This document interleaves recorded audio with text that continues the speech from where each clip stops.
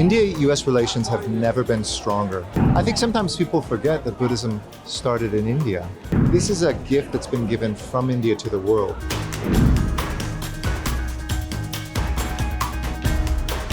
This exhibition here in New York, focusing on the roots of Buddhism and the connections to India, are like a gift to the world.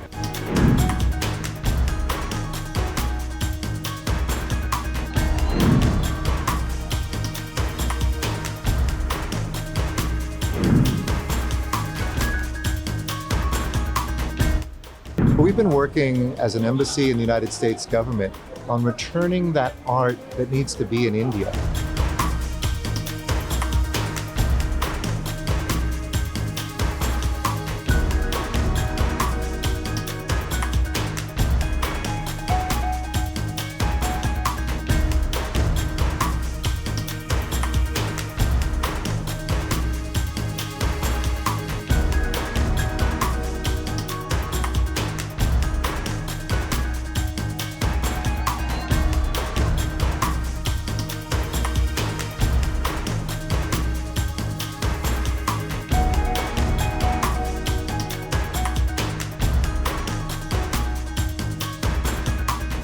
India-US relations have never been stronger. And this exhibition here in New York, at the most significant museum perhaps in all of the United States, focusing on the roots of Buddhism and the connections to India, are like a gift to the world.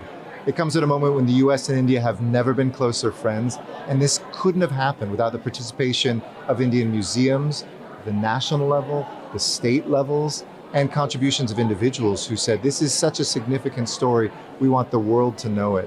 So I'm very excited to be here. I flew all the way from Delhi just to come to this opening, and hopefully it's something that's a harbinger of more to come.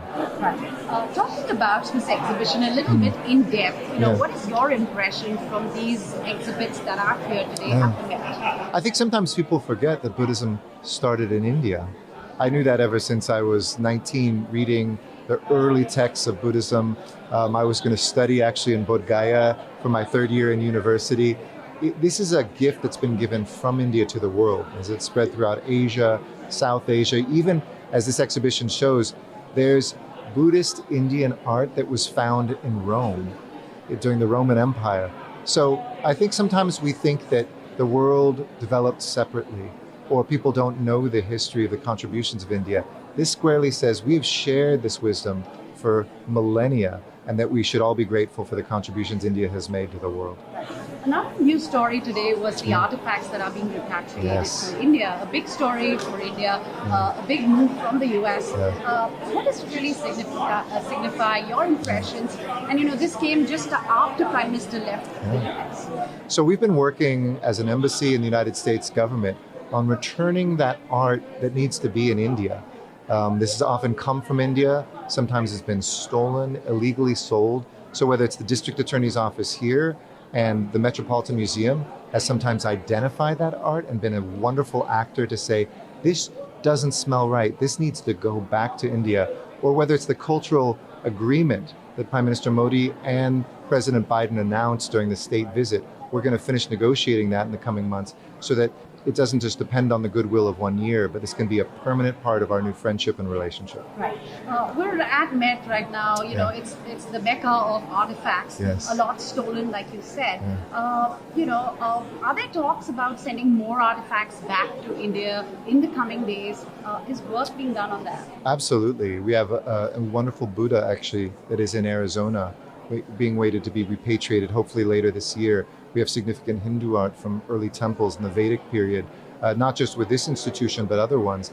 Wherever we can find that, we want to have a permanent roadmap with this cultural agreement. It'll be the first of its kind ever, so that the United States and India together, when they identify this, can make sure that the right ones are repatriated, and vice versa, that more Indian art can be shared with institutions the right way here.